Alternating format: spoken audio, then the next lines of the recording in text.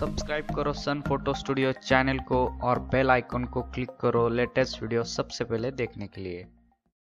नमस्कार दोस्तों, आज की इस ट्यूटोरियल में आपका बहुत बहुत स्वागत है। आज की इस वीडियो में हम देखेंगे कि फोटोशॉप में रॉ फोटो को हम किस तरीके से जेपीजी में कन्वर्ट कर सकते हैं। और जो देखिए ये जो फोटो है इसे हम अभी इस स्टाइल में कन्वर्ट करने वाले हैं। तो चलिए, देखने से पहले दोस्तों आपको एक रिक्वेस्ट है कि आप मेरे चैनल पर नए हो तो प्लीज़ पहले चैनल को सब्सक्राइब करो, और अगर आपको ये वीडियो अच्छा लगता है तो वीडियो को ज़्यादा से ज़्यादा शेयर करके लाइक ज़रूर करना। तो चलिए देखते हैं।